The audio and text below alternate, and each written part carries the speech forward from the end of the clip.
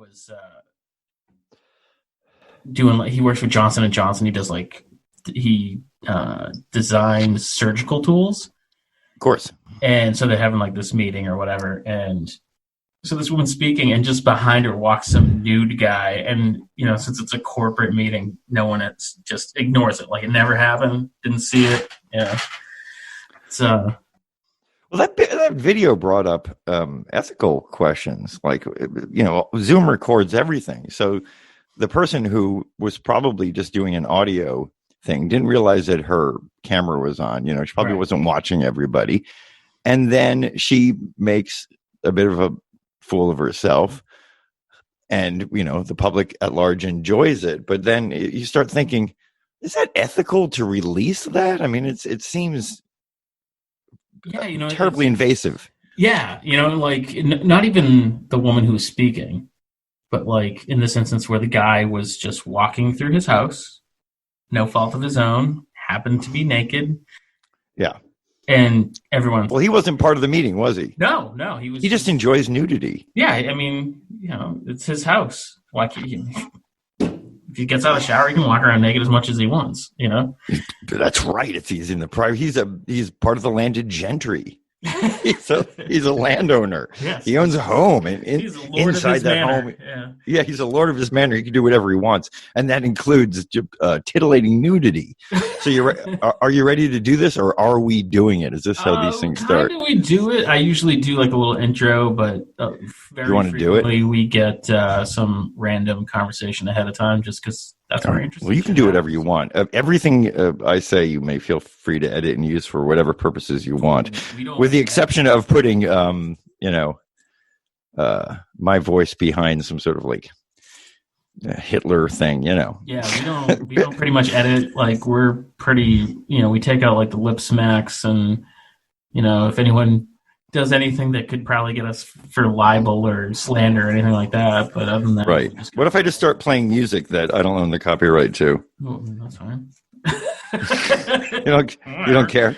No, not so much. You don't care. Yeah, I put up my music on. I'm just going to chit chat with you until you ask me specific questions. But I put up some covers that were made by my band on covers being songs that are written by somebody else and performed by another band. If anybody doesn't know what a cover is, that's what a cover is. Of songs that my band did of other people's material, and I was put them up on Bandcamp, which is this kind of... Oh, yeah, I'm familiar with Bandcamp. Yeah, it's like a thing that I've been avoiding it my whole life, thinking that like, I'll get my own website and stuff, but you know what? Fuck it. Bandcamp seems like a suitable way to do it. I don't want to get money out of this crap. So Bandcamp is giving me hassles for like giving stuff away. Like they want me to charge. I didn't realize that. Yeah, it's weird. Like no, I didn't realize that like I couldn't have stuff up for 100% free. That they want me to charge like at least $1. Yeah, at least $1. But then again, they're housing this for me. I'm taking up their bandwidth and whatnot. They might as well make some money on it because they do take a percentage. So, now let me tell you, you're not buying a second home with the money my band brings in. So I wouldn't really worry about it. Well, let me do my due diligence and just do the random intro. So welcome back. Do it. Okay, I'll pretend I just showed up. Okay. All right, go ahead. Do it. Yeah. Welcome back, Inebri-arts. This is Andy, the Inebri-art podcast, and I'm once again recording from the comfort of my dining room since we are still under lockdown, more or less, because we're not in Georgia. And I am super excited to have Doc Hammer, who is just joining us just now. Oh, hey! I just walked in to your dining room. But you're 6 feet away. We're together in the dining room. You're about yeah. You have one of those distancing sticks. We're exactly 6 feet of social distancing. Yeah. Well, you're in the heart of it in New York. Are things nuts there? Are they starting to kind of relax? Are people getting used to it? Well, people are around and doing the things that they do. The real problem is you can't do your normal life, like shopping. I can't go to Blick and go buy some gesso. You know what I mean? I can't do like these basic things that I used to do. I have to order everything online. It's kind of a pain. Yeah, good luck. But New York has gone through a lot You know what I mean? We've had our blackouts and our towers being knocked down and nonsense like that. Not that I'm, not that I'm calling Okay, the tragedy of 9/11 nonsense. I'm like, you've had blackouts recently? No, I see. Historically, yeah, I'm just saying historically, and in my time of being there, I've lived there for a long time, so I've been through a lot. And when we had our blackouts, we had barbecues out on the front. So we're just good at this kind of thing. Just New Yorkers are resilient people, so everybody's kind of taking it in stride and walking around and wearing their mask and seemingly wearing their mask like somebody is paying attention. So when they pass somebody, the mask goes up, and then when they walk away, you can see the mask go back down again. Yeah, and you don't want to be offended, like, oh, they think I'm COVIDinal, which is, I appeal to you to use the word COVIDinal as the adjectival form. I always ask people, do you have the vid? Do you have the vid? Yeah. No, I've been saying COVIDinal, like every time I do something, it's a COVIDinal activity. Yeah. Yeah. So, yeah, I don't know. I don't know. It's to me, it's the same. It's a little more desolate because the stores aren't open and stuff. But New York is always just New York. Yeah, it's a city that never sleeps, I guess. But it's a city that sleeps late. It sleeps late. It sleeps, but it sleeps late. Yeah. Like stores that anywhere else in the burbs would be open at 9 noon. Noon is when they open up in New York. I'm definitely working on a New York schedule. I'm rolling out of bed. I'm on such a New York schedule. I'm going to bed at like 4 a.m. It's I weekdays mean nothing to me anymore. Like someone asks me what day of the week it is, and I'm like, it's week. It's weekday, because I have no idea what day of the week it is. And time is another thing that's become. Time is relative, as people say, but there is nothing to base it up against. So I've lost the relativity of time, not in a Einsteinian way. Is that correct? Covidian, Einsteinian? Einsteinian must be correct. That sounds so good. It's like 50-cent vocabulary here. I went to yeah, but it must be, because if you think of Dickensian, anything I say is Homerian by nature, because I am the progenitor of all Homerian thought. I don't remember what I was saying. I'm saying that I never know what time it is. Yeah, I was telling someone the other day, I'm like, I haven't had breakfast, lunch, or dinner in weeks. I just have meal. I'll tell you this. It's random things. I eat dinner the same time every night. Like, I'm that guy. Oh, really? Yeah, I have like a 6:45 dinner. My body just knows it and wants it. And God, I'm trying to remember. Normally, so this is how this podcast usually works. I usually do no research, because I feel like it's more interesting for me to ask questions that I'm actually interested in. I'm going to convince you that I have a completely different job than I actually do. Oh, well, I know a little bit. Aren't you a vegetarian? I'm a vegan, yeah. Vegan, but I don't say it out loud, because I think that when I say that I'm a vegan, people go, "Oh, he's a super lunatic." There's this weird stigma about it, and it's like, because people hear these rumors like, "Oh yeah, they won't even eat honey because it comes from a bee's." What would you say? Industry. It comes from a bee's industry. So I am actually a vegan. I don't eat dairy and stuff like that. But I say vegetarian so people won't think that I'm bananas. But honestly, I could not. You don't want to get me started, because I really am. I'm not an apologist for veganism, but I am a monstrous proponent. Yeah. So it's possible that you just want to back off now, because I will start. No, I was curious because, like, there's all this talk like, oh, there's going to be a meat shortage. But, like, have you had any issues with shopping because I went grocery shopping today, and the produce was hit or miss. There's I'll tell you this. Broccoli and no oranges, that kind of thing. I'll tell you this. That's the way it always is. Because you can be a vegan in two different ways. You can actually be a vegan and live on Doritos and fries. You know what I mean? Yeah.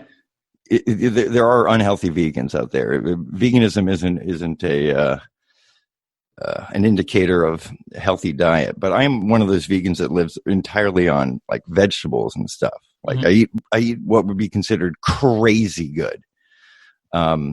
So like the idea of shopping for anything but produce, I don't really go to the center aisles. Yeah. Just surrounding. Yeah, it's just basic produce. So I had a spaghetti squash tonight that was cooked with kale and some tahini over a bed of fresh baby spinach. It was delicious. That sounds pretty amazing. It's really good. It's really good. I'm telling you, it's not like I'm eating crap spaghetti food. squash Like, is great.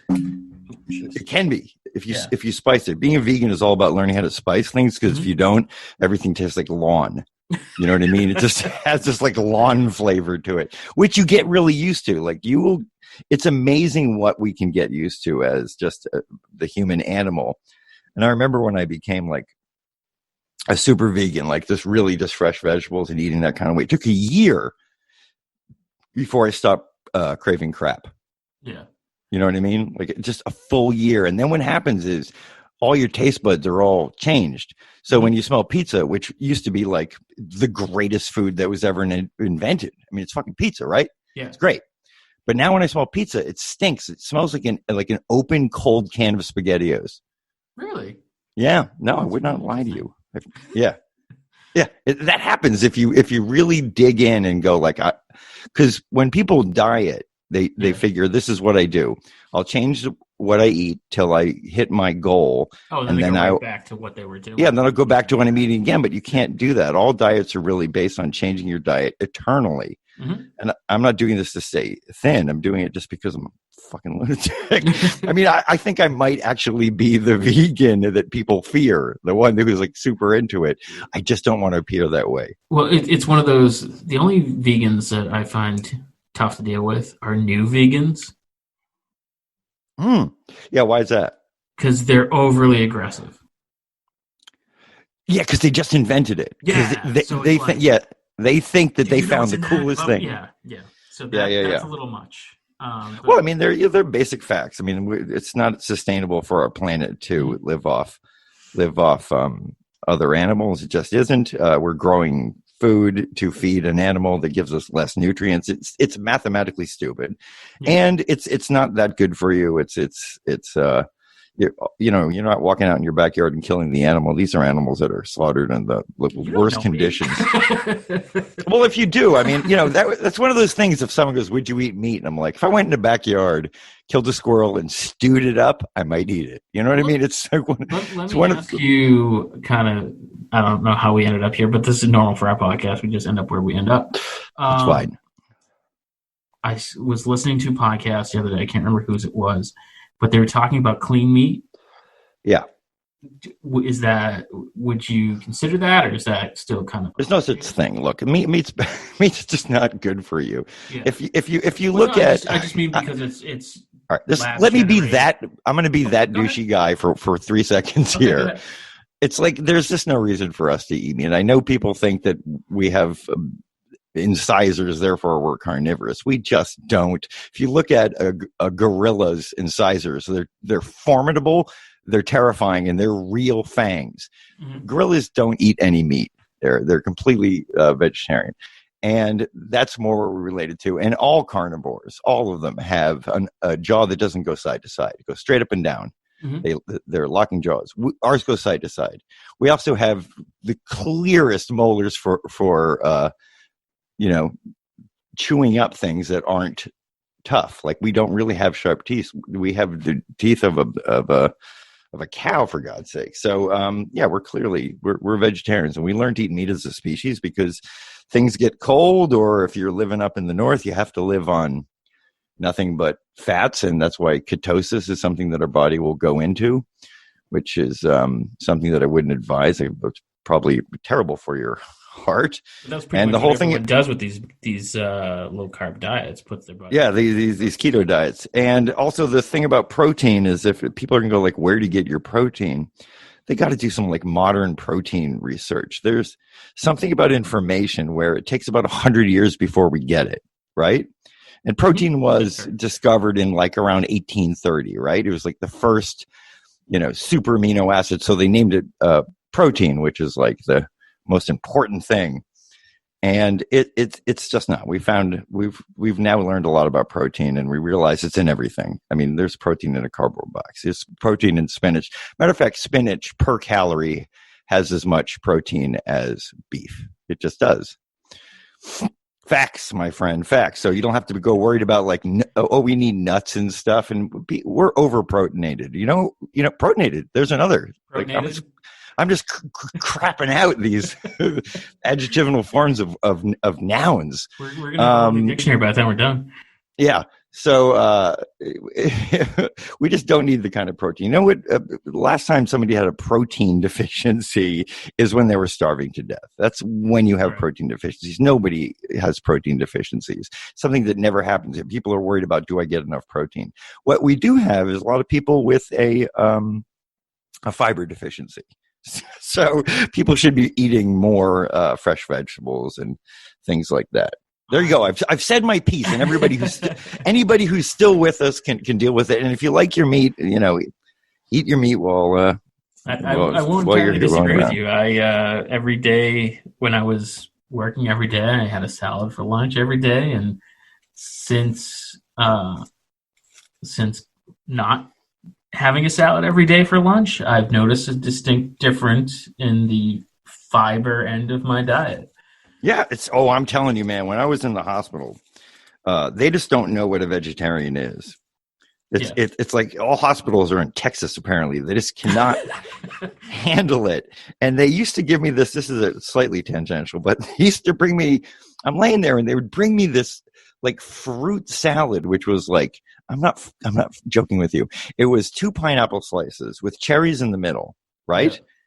Yeah. And like, this kind of isn't that there was that like one super waterlogged soggy grape? Yeah, there's like a grape, and then there's like cottage cheese, and it's in the shape of a face. I'm a full grown adult, you know what I mean? Like, really? Like I'm a grown up, and they bring me this thing with a face, and I got so angry one time because I'm like, you can't. First of all, cottage cheese is not like vegetarian. Okay, maybe it's like part of a lacto-ovo diet, but it's not with me. And the nutrients of 2 fucking slices of pineapple with cherries in it that makes a smiley face. I went bananas. So I remember what part of the face was the cottage cheese? It might have been like this Emmett Kelly beard smile. You know what I mean? Like It was clownish looking. Yeah. And I can't remember it because it was so offensive. And I was like, one time I called in the nurses and I threatened to burn the hospital to the ground. Oh, they love that. Yeah. I was like, so help me God, if I see this fucking cheese plate again, I will burn this place to the ground. And I don't think they understand the humor in my hyperbole because I'm a paraplegic laying in bed and I had no power. So when you have no power, your brain goes to, this is weird information, but your brain goes to places that are absurd and you would never act upon them. But I do remember looking at a nurse thinking, I still have enough power in my hand to strangle her to death. Now I'm like a hyper pacifist, right? Like violence for me is like is what people do when they can't think. Mm-hmm. But when so much is taken from you, I lost my ability to walk and all that nonsense.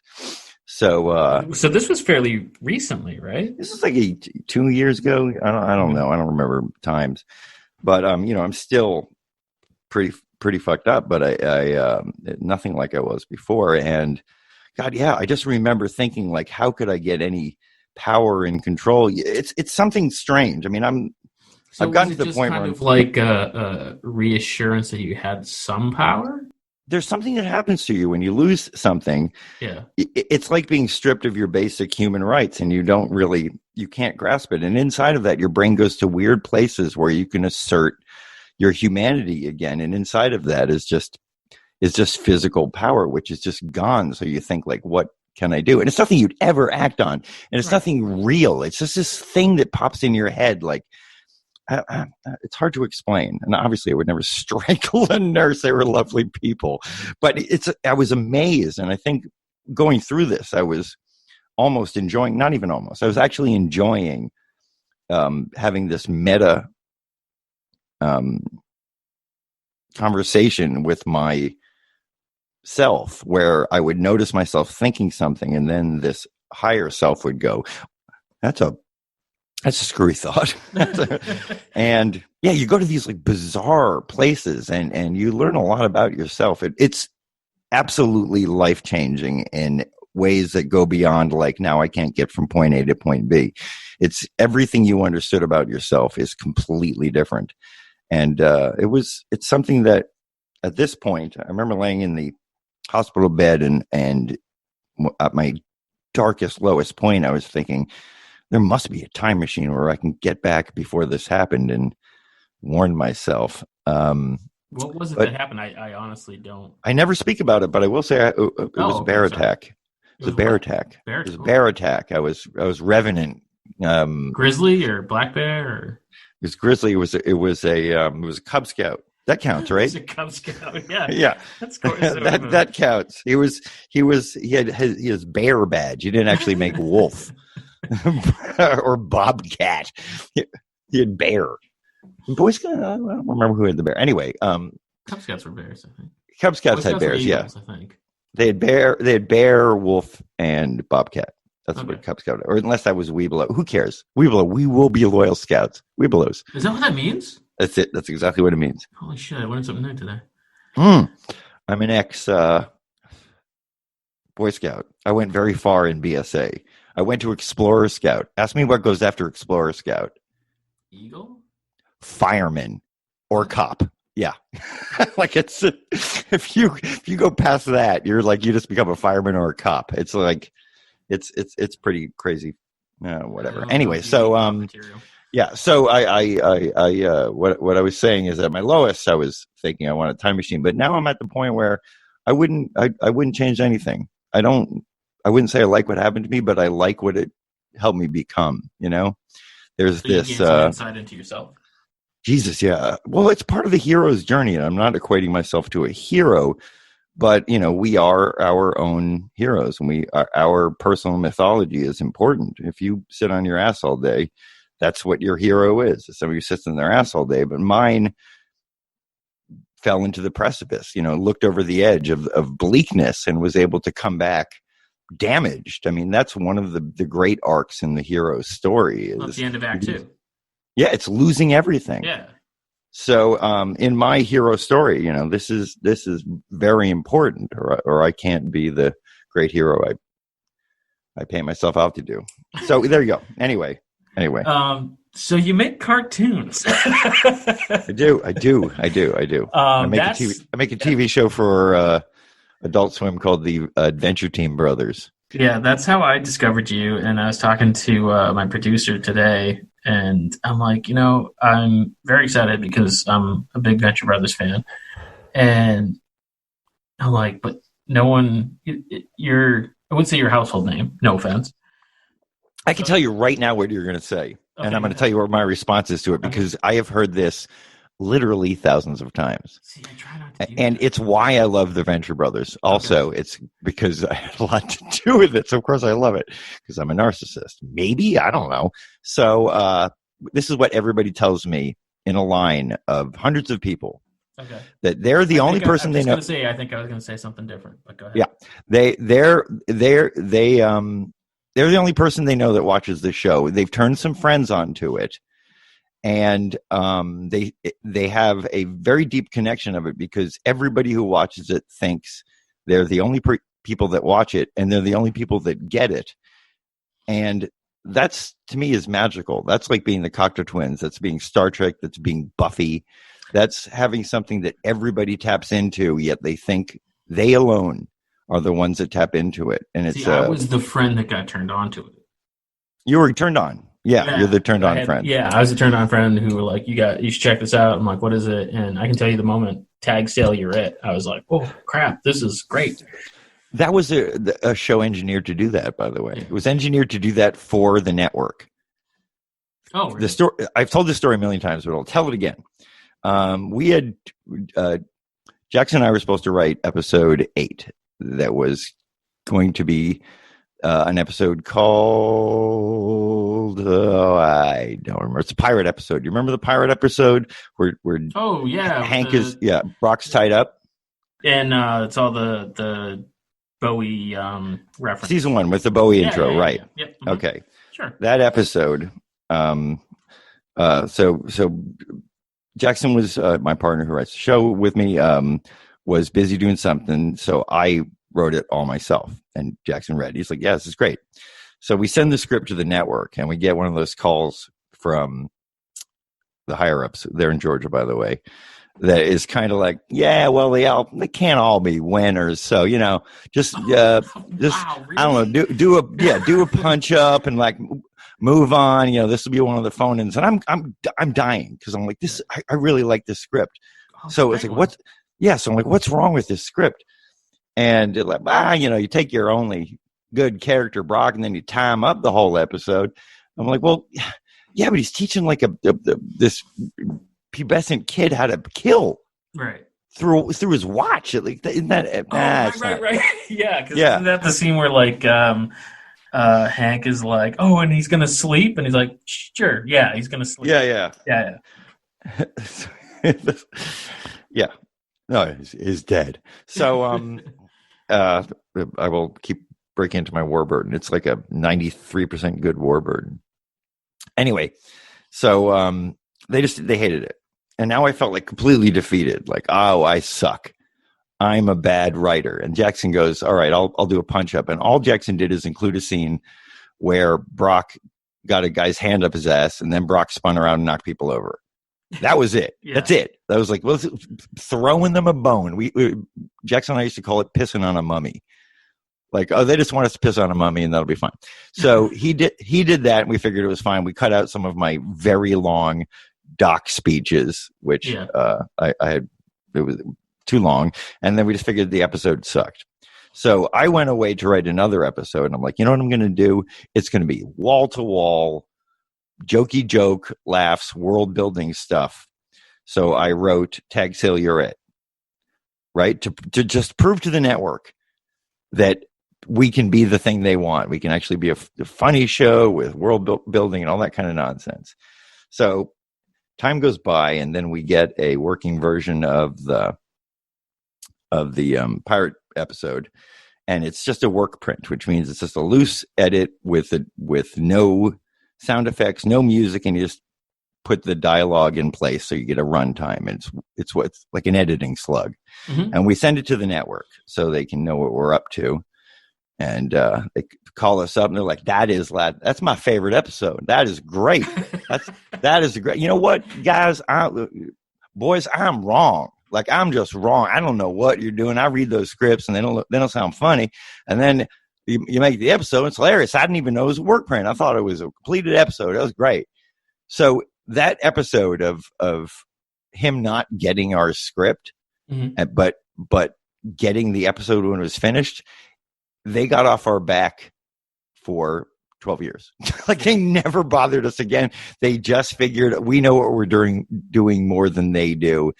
Just let us do it. So it was like a really pivotal script, the pirate episode. But Tag Sale is what I wrote to redeem myself in my own eyes. Like, maybe I'm a crappy writer. Maybe long speeches about Doc aren't funny and Bowie jokes aren't funny. I thought they were. But it turns out they actually are funny, according to the network. They look crappy on paper. So there you go. Well, that's kind of one of those. It's hard to tell a joke in written form. It is, and we're one of those shows that are very rare that have absolutely no improv. It's super rare if we have improv. Yeah. Everything is written on the page, including vocal stammers, pauses, like, they're all in there. So it's a very unique script. If you have one of our scripts that are first drafts, Jackson and I never have time to do a second draft. We write a script, correct the spelling, and go into the booth and start working on it. There's no time in between. So if you have one of those scripts and the show airs, you can read it. It's almost a transcript. Like, people say exactly what's on the page. What led you guys to doing all the voices, or the majority of the voices? Was it like... we're stupid and cheap. I don't know. If you ask Jackson, he'll probably have a different version. Like, we couldn't afford anything else. Yeah. But I like it because it makes us like a Muppet show, where you have this Frank Oz and Jim Henson just do the voices, and the nobody voices somehow become part of your family, and you don't have to go, hold on a minute, I recognize that voice. Who is that guy? Well, we have had since then an astounding amount of celebrity voices that I can't even remember. Well, Colbert was. We had Colbert, and when Colbert left, we had Bill Hader playing the same part. I mean, can you have two better voice actors? I mean, they're the best. And then when we couldn't get Hader because he became super famous, Colbert came back and let us use him one more time. I mean, that's astonishing. And crappy show. We had Kate McKinnon was on our show for years doing characters that nobody even remembers. It's amazing how many people we've had. But regardless of that, what I was saying before is that it's kind of a Muppet Show thing. Just we write it, we understand it, we can do the voices. Sometimes the voices are so deeply a part of the character that they're written for timing, sound, and delivery that it's just quicker to do it themselves, to do it ourselves. Did I say themselves? What is wrong with me? Is there like any character that you kind of regretted doing that you would rather have had someone else do? And this is completely a totally different. I bet I could probably name more characters that I regret giving to somebody and wish we just did it ourselves. I mean, really? Yeah, sure. Sometimes someone comes in and just does not get the character, and we don't have all day to talk to them and stuff like that. They have to come in and understand it. Yeah. Sometimes somebody will come in and they just make the character, and then you have people that you hire them because they can make a character. We had what's his name there from. He's now famous from Archer and Bob's Burgers. Oh God, John Benjamin. Yeah, so we had. He was Dr. Orpheus's mentor or whatever, right? Yeah, the master. So we had him come. We had him come in, and he works a really long time in a booth and just keeps saying it over and over again. And each time he says it, he adds more to it. Mm-hmm. So you're 20 minutes in, it doesn't resemble anything that you wrote. Nothing. And it's hilarious. It's hilarious. And he's used to that. You can feed him lines and he just keeps rambling them off. He comes up with his own. He's like a master at it. So we just let it roll. And for the most part, we actually use what we scripted and then throw in that one line he said that was just too perfect not to do that. He's so funny. His voice. You start laughing before anything. Remember Coach McGurk from Home Movies? Oh, no, I never got into Home. Like that's that just kind of came when I never even. I used to watch Home Movies just for Coach McGurk. It was so good. But Home Movies was a beautiful show. Very that was also done by the guy that did Bob's Burgers. Yeah, I think my favorite H. Sean Benjamin was done for Last Week Tonight. I think it was. It was live action. And they were talking about how, big box retailers are using robots now and how the clerk's job is not to help the customer, but to keep domestic arguments from happening in the store. And he was like the husband of the couple, and they were looking at flooring at Home Depot. And the clerk is like, oh, we have this in bamboo. And he's like, oh, I really like bamboo. And the woman's like, oh, I know. I've seen your search history. And he's like, what are you talking about? She's like, what if our daughter was Asian? And he's like, why would our daughter be Asian? And was this a live action thing? Yeah. And just the way that he does his delivery. He's hilarious. He's just hilarious. Good. Yeah.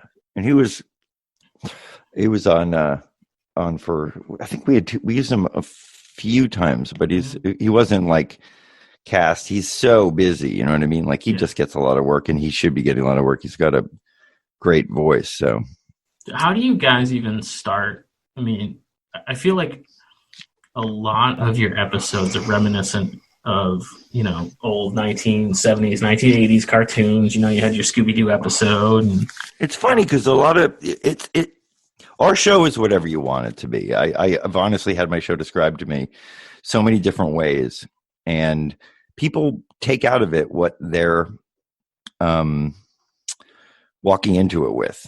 You know what I mean? If you're comic savvy, you're going to find our show to be taking a lot from comic books. If you're pop culture savvy, you're taking a lot from pop culture. If you're music savvy, you're noticing Steve Bader jokes and Nick Fiend jokes and Bowie jokes galore.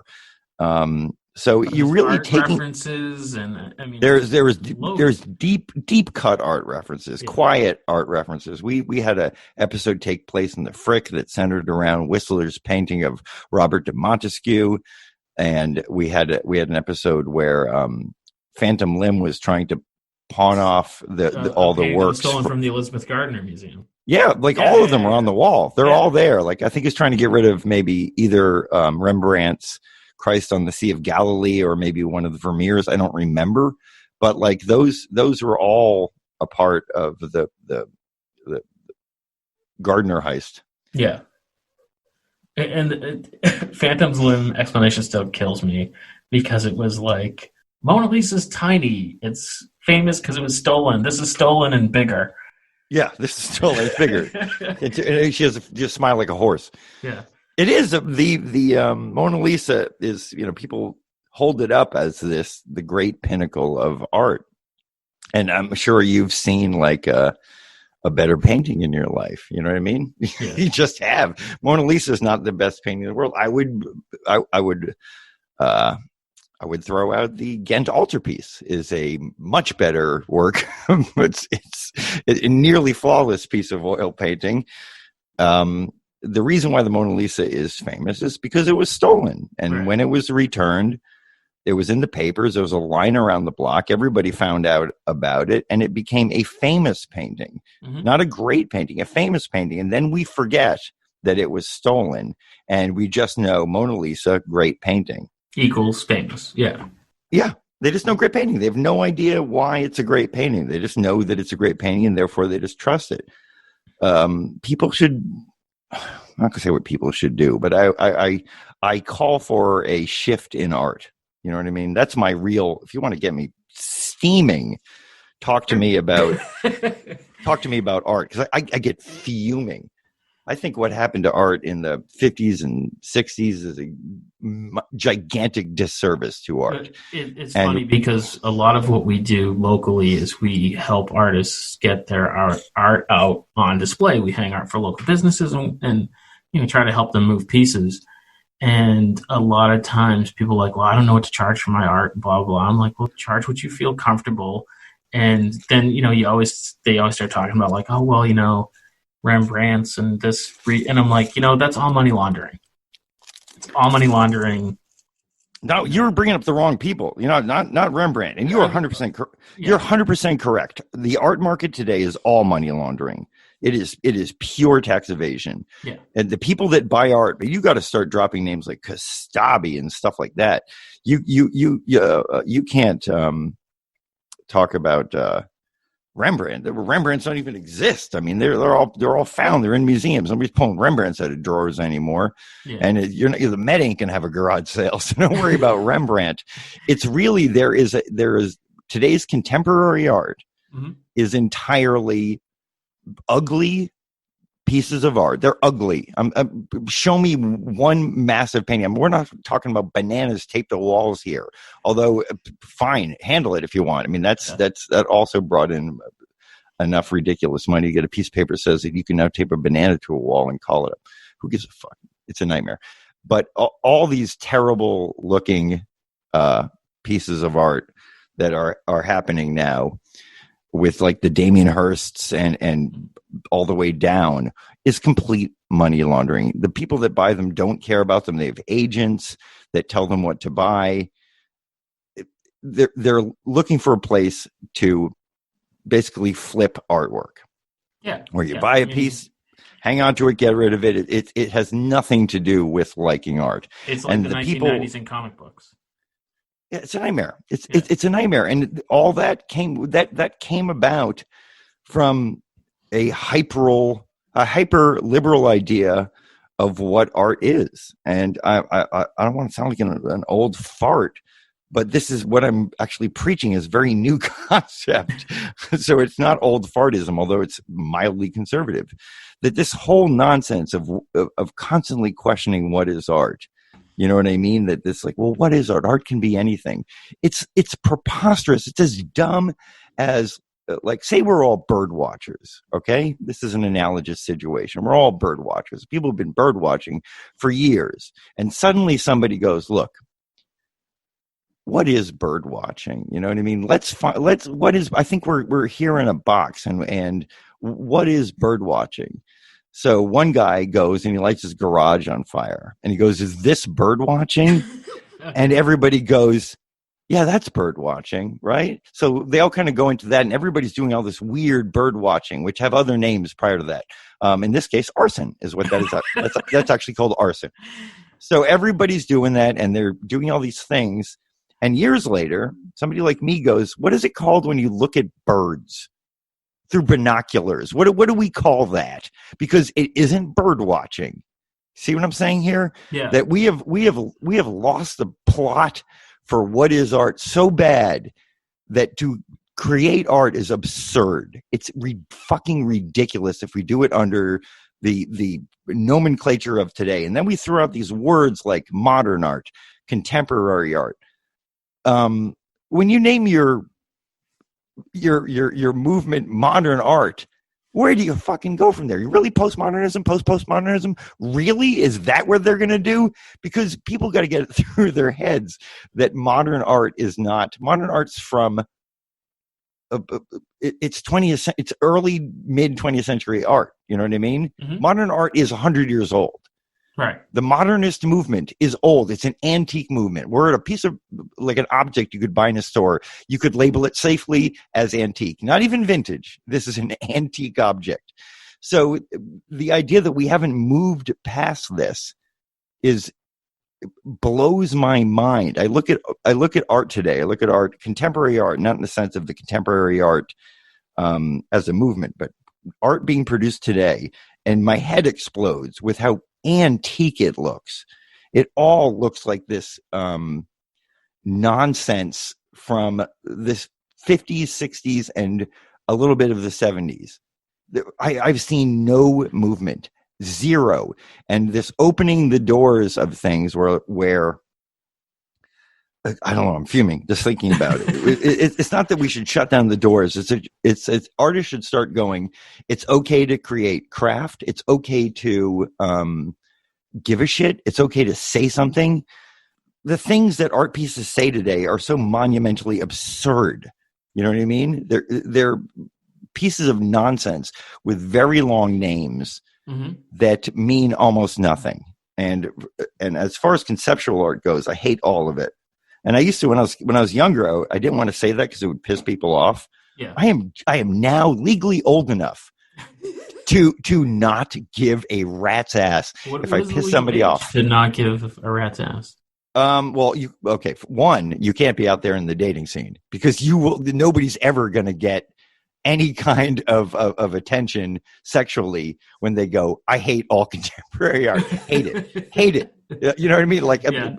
But conceptual art is the one that I really have a problem with. I think it's nonsense unless somebody goes, oh, you know what it really is? It's a form of experimental theater, you know, especially when you have like an installation or something. Mm-hmm. And then I go, well, that's excellent. That's exactly what it is. It's experimental theater. So put it in a theater, get it out of the damn gallery. The gallery's not so great. I don't know why people think theaters are for losers and galleries are for winners, but put it back in a theater and make theater exciting again. Make your experimental theater. Stop crowding the galleries with it. It's ridiculous. And like the fact that we can't have visual art because some jackass said that painting is dead. And then another jackass like Duchamp decided that it's absolutely a corpse. I'm done with it. It's just, I want visual art again. I want people to make things that that matter to them, that they spent a lifetime learning how to make. Mm-hmm. And things like, if you haven't seen my paintings, you should see what I do so you can see where I'm coming from. Yeah, you can see it scan down like my Facebook page or something. It's just, I'm not asking for the world to do that. That's just what I do. But what I am asking for is to people to care about their work, and to, when somebody says, "Oh, that's academic," think about it. You know, people call my work academic, yet academic means produced by the academy. Right. That's what the word means. And the academy now, if you think about the real powerful academies, the Yales out there, they're pumping out contemporary art that is just absolute garbage, that meaningless garbage, that old saying, like, my kid could do that. That's what they're making. It's like, if you think about it, if you were an attorney and you got your client off by following the letter of the law, is someone going to be like, well, yeah, you won the case, but that's academic to do it that way? Yes, exactly. I mean, but the point is, it's not even academic. Like, what I'm doing is not what the Academy teaches.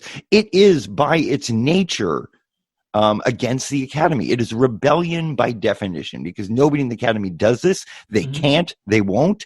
They don't want to teach it. They look down upon it. It's meaningless. So it's absolutely rebellion. And the fact that I have to deal with that is nonsense. And when people think of craft, they call it handicraft. Like, they have this whole group of diminutives to hand out to people. You know what I mean? They're like the pejoratives. You know what I mean? Like, anything done with any kind of skill is just, well, that's just the hand over the head. It's like nonsense. It is nonsense. And there's a mild rebellion going on with students, because as far as I'm concerned, when somebody starts to draw, they are representing their external surroundings. A kid is going to draw mommy, daddy, and a house. That is how they do. And anything of these, like, abstract things, that's the parents grabbing a mess and putting it on the fridge and going, that's what art looks like, honey. You know what I mean? They're stopping the kid from dealing with representationalism. And anytime a kid tries to draw like somebody else, like you draw Superman, right? A hyper-liberal mother who isn't properly thinking about true liberalism, and she's actually playing the party line, is going to say, that's not what you do. You want to do something that is more expressive and more abstract. But when we copy these things, it's part of our mentorship. You know what I mean? They don't give kids. They don't give kid teachers. You find this thing that you want to emulate when you're a little kid and you start a band, you want to sound like Nirvana, and you emulate that till eventually that doesn't answer it for you, and you develop your own style and come from that. I think all great things start at a point of emulation. You know, like, I think a lot of our styles are generally a composite of all the styles that influence us, not necessarily, that it's true, but you got to use anything really new. It's just kind of, right. You're thinking, but most people are looking for new. When they think about art, they go, "Oh, that's new." Nothing is new. You know that. You know that everything has been done. The point is, newness doesn't mean anything. Who cares if it's new? It's truth. It's beauty. It's real. It's great. These are the kind of things that we should be asking, not about if it's new or if it's shocking. Like, who cares? Honestly, and anytime somebody says it's new, it's because their art history is so bad that they don't realize that it was done by Man Ray, that it's really not new. And it's like, do you want something in your house that's new or something that's beautiful? Most people want something in their house that has a value that will escalate, apparently. But, you and I... Yeah, I think, maybe Joe Average, Joe Six-Pack or whatever the hell you want to call him, kind of wants something that he's going to hang on the wall and is going to just be nice to look at. I would hope, but I think that's, again, remember I was talking about with protein that it takes 100 years for people to understand a concept. Yeah. I believe that people are still 100 years back. Your basic person is 100 years ago thinking about art. When they think about art, they're not thinking about what's really being made out now, and how that there are just billions of starving artists and one person that makes all the money because somebody has decided that their thing should be priced higher, and it's a complete racket where they just price it huge so only the super rich can hide their money in it. That's what art is now. I don't want to hurt anybody. I don't think there's any problem with that, because it gives everybody else a chance to change it. We need to change it. The artists out there should change it. We should have a good little art revolution, a nice quiet revolution in art that nobody notices till it's over, and then go, hey, A shift happened. And I think there are signs of it. Juxtaposed being a magazine that outsells all the other art magazines is a sign of a good change. Yeah. You know, it's a sign of that the outsiders, I don't think they're outsiders. I think they're just people that like craft and like to make good things.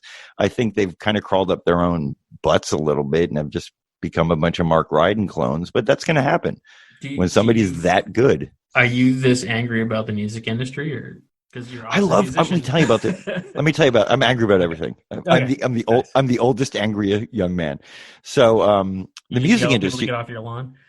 I know. I tell people that they can help themselves to my lawn if they like dandelions, because I have way too many of them. So with music, I think it's actually kind of beautiful, because what we lost is all labels are dead. They only exist for people like Drake. You know what I mean?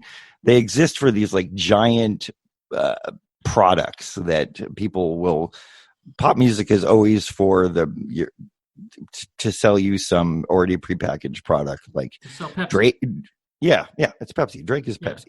So, and it's fine. That stuff's great. I love that kind of crap too. But it's not real music. But to lose the record industry, who were a bunch of, let's face it, they're just a bunch of cokeheads skimming money off the backs of other like real hardworking human beings who were given these awful contracts that had recoupable funds, which meant they made a lot of money and spent the rest of their career paying off their debt to Arista. To see that giant machine disappear, no tears. I have absolutely no tears. And then to replace it with, again, Bandcamp, like this gigantic democratic system where people just put their music on, and they are, your band is as findable as the biggest bands out there. Mm-hmm. And it's possible through some sort of genome matrix to be able to cross things, and you can find something you never would have heard before that was done by just some girl in her basement on a laptop. And it'll blow your mind. That's the world I'm living in. And I love it. I think it's great. I love that I no longer have to go to professional studios and I can do all my recording myself. I love it. And it's funny because like we interview a lot of musicians, and I hate asking the question of like what kind of music, because nowadays so many people play some sort of mishmash amalgam of, okay, we're R&B or hip hop bluegrass, we're hip hop brass, we're look, I hate to drop the B word, but if you think of the Beatles, do you remember how different all their songs were? Oh yeah. I mean, if you put Revolution number 9 up against Help, up against Blackbird, up against Helter Skelter, that sounds like they're all different bands. Sergeant Pepper, it's like, yeah, or Taxman, which is like this right of the moment song. Like they sounded like different bands. Mm-hmm. And something happened where you couldn't do that anymore, because the Beatles were part of that first wave of songwriters where the band actually did their own material. And something happened where a band could only produce this one thing. And if I'm not going to say it's industry driven, I would almost guarantee it's sales driven. People really like to know what's in the aisle when they go shopping. They don't want to go in there and have a TV next to the cold cuts. It's crazy. You know what I mean? They know where to go to Costco. They know when to go to Rite Aid. They know where to go. So I think that it was that market that really pushed people to make these every sound, that terrible branding of music. But you are 100% correct that you don't need to have genres, and you can make up genres if you want, because you don't have to do the same thing all the time. I like to ask the question now, because I want our listeners to know kind of an idea of what they can expect from music that maybe they haven't heard that they might want to check out. So I'm always like, well, what known band would you tour with that would make sense? And I feel like that's a better. Oh yeah, that's good. That's good. Like what audience can I fish out of? Right. Yeah. I don't know. I mean, I think the only band I know of that is active right now and making music that I go, yeah, it's a fucking good idea. is a band called White Lies. I don't think I know them. Yeah, no, I know. I'm not looking to become famous. They're like a British band, but they have this like bizarre tap into 80s production that I find beautiful. Like I love rich, thick, gorgeous production. I think the song's not done till the string section and the tambourines are done. You know what I mean? I like a real lush sound. And anytime I don't do a lush sound, it's because I'm intentionally stripping it down in that Coco Chanel, you got to take off a few things before you walk out of the house way that, sometimes I put a lot more bells and whistles than a Sousa march, but I like that sound. I like that. Who would be a great Midjour? Do you know who Midjour is? No. Okay, well you do. Do you remember that song? Do they know it's Christmas? Yeah. Okay, that was produced by Midjour. Oh, all right.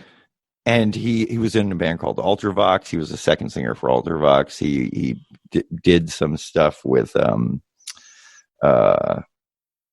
what was that other band he was playing? He did solo stuff. Doesn't matter. Regardless, Midjour's production to me is like the best thing in the world. It's like ABBA production. It's like this too much. You put on the headphones and you're like, this is so silky and built and beautiful. And it doesn't have to be the song that you put behind that doesn't have to be an ABBA song. But if you use all that kind of silky, lush production, that's what I want out of my music. You know what I mean? It's too much. Remember when White Stripes came and they just stripped away everything? And yeah, it was like you got this guy going, oh, you just need an old tape deck and a crazy old hat and a barn, and that's all you need to make music. Like that was my nightmare. Yeah. Because at that point, I'm like, what are you kidding me? I just got a computer where I can record as many tracks as I want. I can have ultra beautiful production, like really, really make a soundscape for people and really say what I want to say. And, so I was, that didn't work for me. Not that I didn't like that kind of stuff. I actually did like it, but it was never for me. Like I want something completely different. I want lush. I am a big proponent of drama. Big budget, high effects movie, but music version. Yes, but for an indie plot. Yeah. Like my songs are not beautiful usually songs. I mean, they're aggressive, they're dark, but they're in that kind of big production. So think of like you get this giant Spider-Man budget and you make My Own Private Idaho. Yeah, and you make My Own Private Idaho out of it. That's what I'm looking for. Like, my God, was that a helicopter they just used? Like, that's what I want. For Keanu, did they use a helicopter? For early Keanu, like super early Keanu. Yeah. Not a great performance. I'm not sure if he's a good actor. And every time I see him and say he's like a really terrible actor, I see him in something and go, no, he's really good. So I don't know. He always fools me. It's so funny because like I swore off him for a long time, and then how can you swear off Keanu Reeves? Like I was talking about, he's crap. And then someone's like, "Oh, you need to see The Matrix," because this is when The Matrix came out. And I'm like, it's a Keanu movie. They're like, no, you really need to go see it. And I saw it. I'm like, this is amazing. It's mind blowing. Yeah. Here's the problem with Keanu Reeves. He might be your favorite actor, even though you don't like him, because he's in all your favorite movies. He's in everything. He's in everything. He's in all my favorite movies, right? So, like, I love a John Wick. I love a John Wick. I haven't seen those. You're just you're a bad person. You've made a mistake. Say that. Yeah, you've made a mistake. Did you like the Bourne series of movies? Yeah, very much. Yeah. Yeah, it's pretty much that without plot. I mean, somebody hurts his dog and he goes and kills him, and it's just it's the height of watching that thing. It is the most beautiful version of a guy going out and killing people. It's again. One of those, I'm a super pacifist, but it is beautifully done. Like it's just everything is just so cool. See, my favorite kind of movies where people get punchy films, I'll call them, punchy films I love punchy films. And my favorite is the Liam Neeson genre, where they take an old guy who's like, I can't get back into this, and then he goes out and punches people really hard. That's what I like. I want them to be more with women. I want them to take like older women and then and do the same kind of thing. Yeah, wouldn't that be great?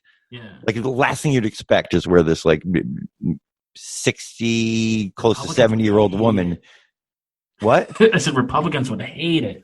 Oh, they'd love it because it'd be great punching. It'd be well choreographed, and it would just be cool to see like a woman do that. Or that's what I'm looking for. Yeah. I was considering writing one, but I don't have a time to write a punching movie. So you must have seen Red with Bruce Willis. Yeah, but that's the Red ones. Punching things. Yeah, it is old people punching things, but that's more that like jokey. We got to get back on the horse and punch again. Yeah. It reminds me of like what's the one where they just had all the old action stars together? Is that Expendables? Yeah, it's like that, where it's just a little too grumpy old men, too grumpier old men. It's a little bit like that, that kind of, oh, I punched somebody and my back hurts. Oh, I punched somebody, my hip exploded because I'm old. I don't know. It's Jack Lemmon and Walter Matthau in a punchy movie. I'd see that. Yeah, but see, I don't want that. I want somebody going out there and just being super effective. The litmus of punchy is, of course, the Liam Neeson chasing the people that kidnapped his daughter around and saying that he has a certain set of skills. Yeah. Taken? Yeah, Taken. Yeah. That's the one. That's the one you got to do. It's this plotless nightmare where he just goes out and punches people, but it's super effective. And all you got to do is just tinker with the basic devices, which is what John Wick is. Instead of taking a daughter, they hurt his dog. So he goes out and does the same thing. You could have it that like, oh, you stole my fax machine. I just got to go out and punch you. Yeah. My favorite plotless, bad script, bad acting, punchy movie was Pacific Rim. Okay, well, that's not just punchy. That's it's giant robots fighting monsters. I mean, yeah, but it also includes like this kind of live action understanding of anime. That movie's awesome. Yeah. Oh, it's great. Yeah, but that movie's awesome. Terrible. And there's no plot, but it's great. Yeah, but I secretly love anime, although publicly I say it, but despise it. But it's awesome. I struggle with some of the cultural things with like anime and manga. I remember like this blue talking monkey shows up and you don't get the joke, that kind of cultural thing. I'm kind of okay with that. It's I remember a friend of mine loaned me this manga called Dorohedoro, which is really interesting. It's like these wizards going to this other dimension to practice their spells on other people. It's very weird and twisted, but I couldn't get over that like every 8 pages they had to stop and eat. That sounds awesome. I'm like, every time it got good, I'm like, oh, we're stopping for dumplings again. That sounds awesome. I love when something just goes off track for a minute. And then there's like you've seen the Venture Brothers, right? It's like I can't have anything cool happen. Anytime something cool is about to happen, a conversation breaks out. It's weirdly, a nightmare. Those are my favorite episodes where like. Thank you. That's what I think. Ones where like they get back from a mission and they haven't gone on a new mission yet, and they're at the compound. Those are my favorite episode. Yeah, like kitchen episodes. Yeah, where the kids are getting babysat and. Yes, of course. Those are the real thing. That became what the Venture Brothers was to me, is that off camera, they do really cool stuff. On camera, it's very mundane. Yeah, and those are the best parts because it's the only stuff I could write. I couldn't think of anything cool. Yeah, I big fan of those episodes. And season 1 was, I think not the high point because they're all great. Season 1's a mess. What are you kidding me? It's off model. This is what I have taken from watching all the episodes, which I have. So as a fan of the show, nothing to do with my creator, the Venture Brothers does not start until the last 2 episodes of season 1. It doesn't start till Trial of the Monarch. That's, to me, is the first time you see an episode that really smacks of what the show is going to become in perpetuity. Do you know what I just thought of a conversation I had years ago about the show? And can I tell you what the conversation was? Mom, I require more breast milk. And she said, no. No, it was, we were talking about how we dug it on so many levels, but it was so progressive because the three deadliest people on the show were, Brock, obviously, henchman 23, 24, or 21. Fair talks like this. Yeah. And, 24. 21 talks like this. Yeah, and Shore 24 talks like this. And Shore Leave is super deadly. Yeah, and like we're like, this is like a super openly gay character, and he is lethal as fuck. He's super cool. Yeah, he's not just lethal. Awesome. He's not just lethal. He's such a terrible character. Like based on Jejo. He's based on a uniquely gay trope in G.I. Joe of their sailor character, where he looked pretty much like a village person. Keel Hall, I think. Did even better. So he was based on that. I think it may have been an ugly throwaway joke, but when I started getting really into him, my thoughts was, he's this, and he happens to be gay, and that's part of his life, and it's something that we touch upon. Yeah. But we never really made gay jokes. We made jokes that he would say because he thought of that, and he was flamboyantly out. I mean, there's nothing that excludes proficiency and flamboyancy. You know what I mean? Yeah, and a lot of that was just like amazing. Yeah, when I was a kid, I was a lunatic. You know what I mean? I would wear like dresses and stuff like that. Mm-hmm. So I was called a faggot every day of my life. So I was being gay bashed constantly. So it was, and I'm, if I'm not a homosexual, but I had the same kind of very out and proud as just a person. You know what I mean? Because there, in gay culture, there are a lot of very muscly men. You know what I mean? Mm-hmm. Where you wonder if that's a reaction to just the abuse that's being slung at them for so long. But you'll always meet these people that are they have this very traditional, effeminate, way about them. I was that, you know what I mean? So I was really effeminate. I was very, I didn't really care. There was something about me that I just didn't care how, I was very slight, and I didn't care how I dressed, and I liked dressing up and all those kind of things that people would just expect off the, out of hand to be that. And it was a form of just absolute, profiling, this weird understanding that all gay people are that. Right. And so what I really think it boils down to is someone who is different and outside the norm. I think it is. It's just different, and God, maybe a little jealousy to see somebody who just doesn't fucking give a shit. Yeah, is frightening, because most people give a lot of shit. You know what I mean? And there's something about somebody who's just very vibrantly and expressively that kind of a person.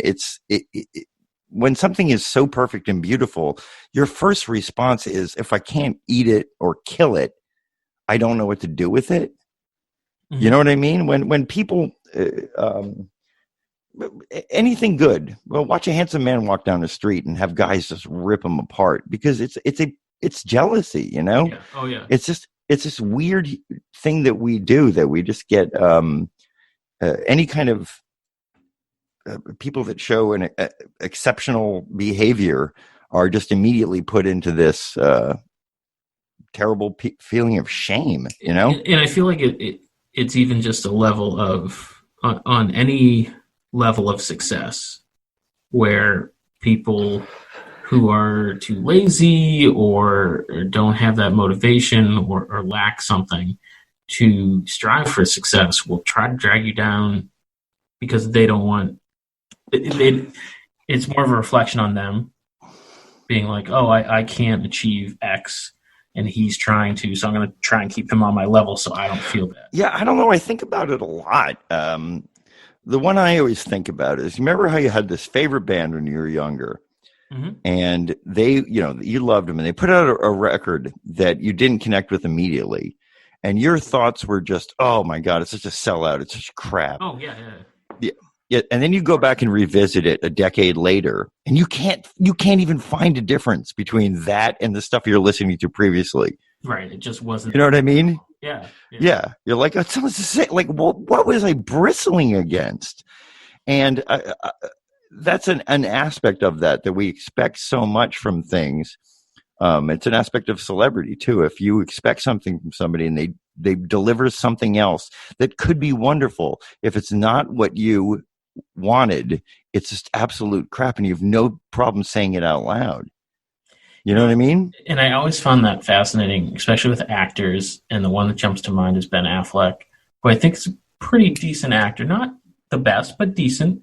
And I've never had a problem with him. I wouldn't have cast him in Daredevil, but I don't have a problem with him. There was a lot of problems with that movie. But people will be like, oh, he did Reindeer Games or Paycheck or whatever. And be like, can you imagine? There's no other job, be it fireman, trashman, whatever it is that you do, where you sign up for Dave's paycheck and someone gonna trash you, being like, I can't believe you collected trash in that neighborhood, which is really what it is. It's his job to act in movies. And it's a very strange thing. I mean, the public they're not evil. I mean, the public is us. But there are things like me being a musician.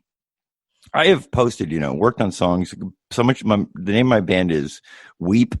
You can tell it's mine. There's another Weep that is clearly not mine. It's a bunch of different people, but you can tell which one is my Weep. You can go find it. You're the Weep with Doc Hammer in it. You're the Weep with Doc Hammer in it. Yeah. So you can find it, listen to it, and it's good, right? I've been doing music longer than I've been writing. This is who I've been for my entire life, and longer than that, I've been painting. But I am known as the guy that does the Venture Brothers. So if I just post on my own personal page, like in Facebook or something, and say that like I'm having a showing of my works, and you can go look at my works and just go, well, the guy's inarguably good. it's empirically good stuff. Like I'm not bragging. Go take a look at it. And people will immediately, somebody posted like, oh, you should see his vanity project. Like, vanity project? That's the most like, look at what I'm doing. How can you call that a vanity project? There's no vanity in it. I've been doing it longer than the Venture Brothers is more of a damn vanity project. It's preposterous. And people say that, and they're not trying to be mean, they're not trying to be condescending. It's just how we're supposed to look at it. Like, God forbid somebody can do two things. God forbid Victor Hugo could draw, which he could beautifully. God forbid that Rossetti, the poet, actually was a painter. And he was. And he owned the 19th century, and his paintings were the most powerful thing. They're so powerful we forgot about them. But people can do two things, and instead of going, well, let's look at it, which one is somebody who is famous and wants to be a rock star? You know what I mean? We can get rid of Bruce Willis's band. You know what I mean? Like, that's somebody who, like, oh, I'm famous enough to play. He's not bad, but he's famous enough to play blues. He's fine. Correct. Yeah. And we can, I haven't heard it, so I'm not going to say it's clearly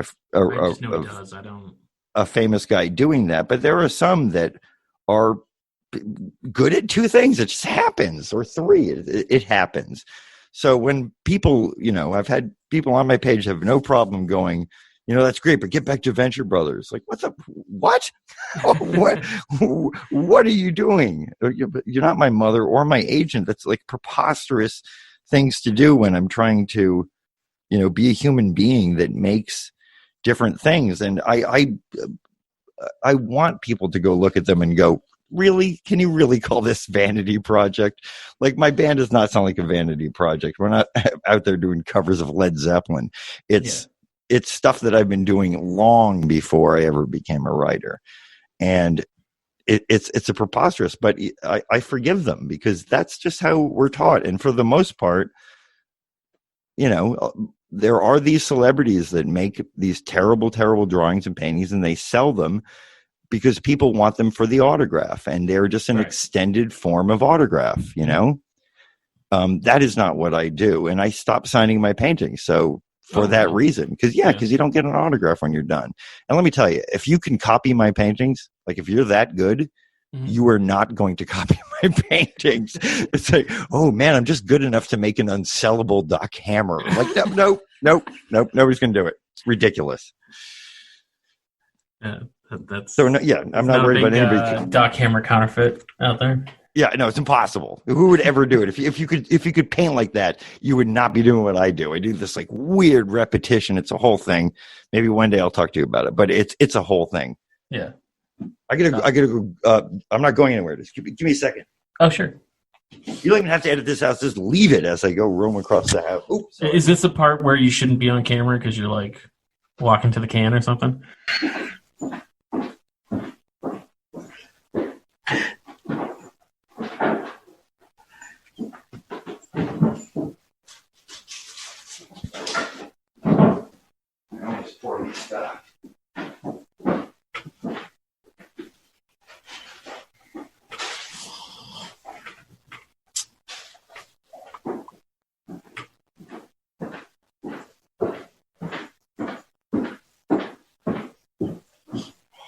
Thunderous when I walk. Now here's the problem when you have I have a thoracic injury on T5, 4, and 6, right? Mm-hmm. That's a weird way to count. I'm counting from the middle.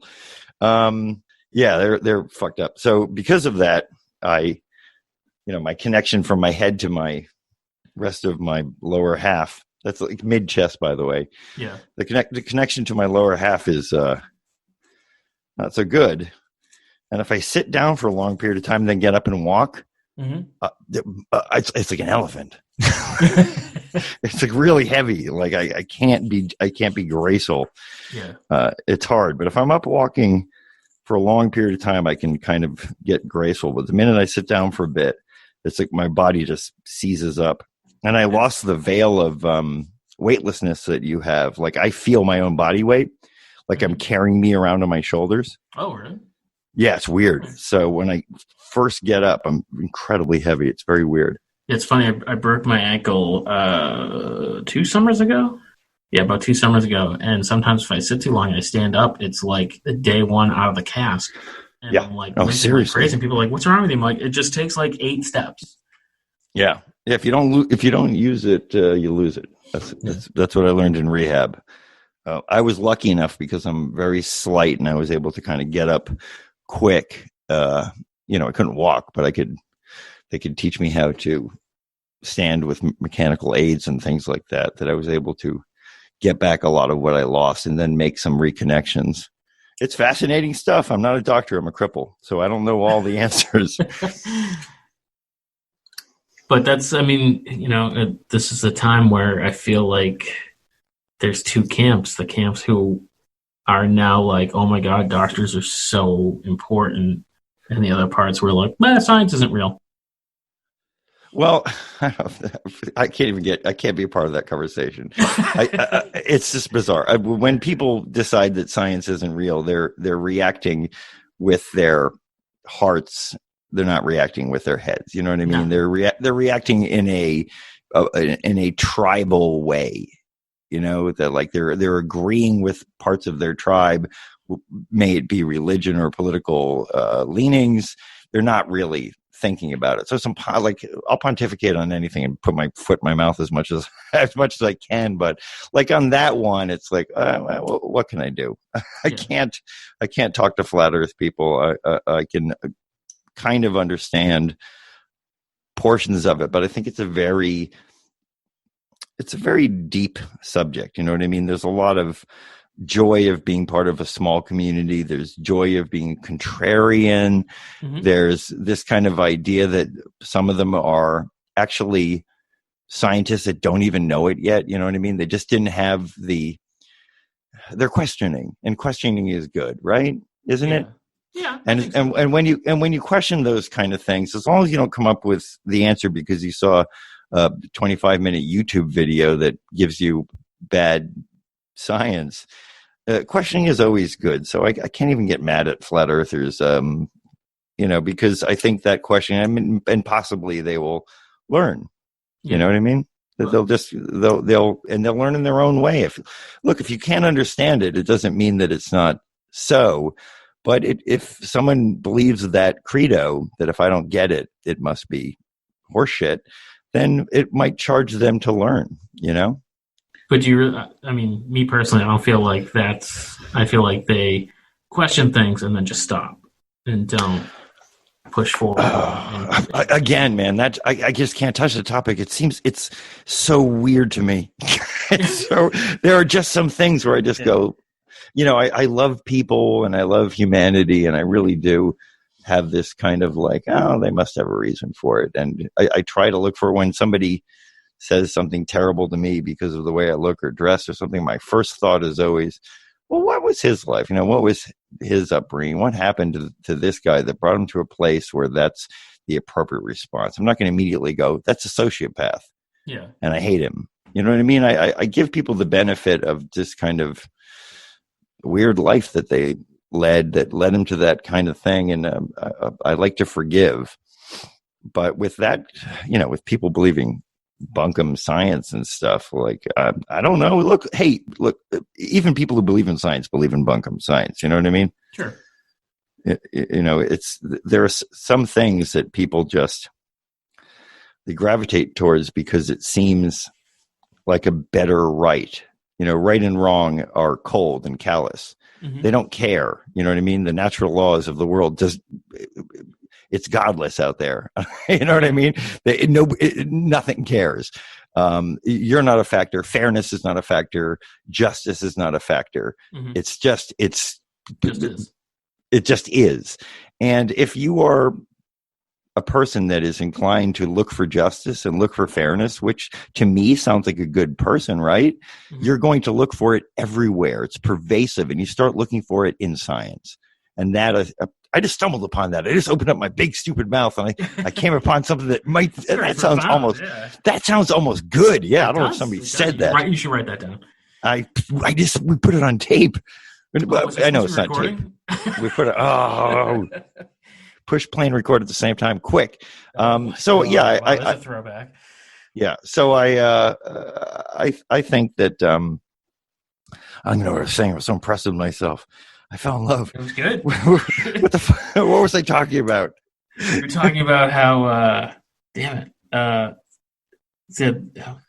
I'm gonna have to go back and listen to it. Who cares? So anyway, whatever I just said, it sounds great. Anyway, that's probably what I believe because I just said it, even though I forgot what it was. Because I took the time to back up and fall in love, and I lost that connection. Okay. That connection that you have in speech, by the way, is utilized constantly when we write the Venture Brothers. Because, what do you mean? Okay, so you're sitting there and you're typing, right? Mm-hmm. Writing is typing. And you're saying the jokes out loud, and you can hear Brock's voice, and you're typing along, and then you hit an impasse, and nothing seems to make sense anymore. So you go find somebody and you tell them the plot, right? You just tell them the plot. You tell them what's going on, and because when you speak, you're using a different area of your brain for creativity, and you're also trying to appeal to somebody's interest. That when you start telling them the plot, you hit that impasse that you couldn't break through. But when you say it out loud, you just keep going. Like you're writing right on the spot, like you're telling a lie to get out of first period gym. Yeah. You know what I mean? Like there's something great about this, like telling people the plot. When I'm totally stuck, I just find one of my friends that has keep their mouth shut and go, I'm just going to tell you a plot right now. And I'm trying to make it interesting, and here's the cool stuff, and that's funny happened, and I get myself past that point. That's my tip to writers. If you can't write it, say it out loud and to a human being, and you'll be amazed what you come up with right on the spot. So just that kind of need on the spot to come up with something, your brain. There's something when you're speaking, you're trying to have somebody enjoy. Well, not everybody, but in this case, me. I'm playing to the listener. Mm-hmm. You know what I mean? If I make them laugh, I'm going to keep hitting that button a couple times. So when I'm constructing a story for them and I want them to be entertained, there's a possibility that I'll break through that block that I had just to keep entertaining them. You know, You know what I mean? Yeah, I do, because there's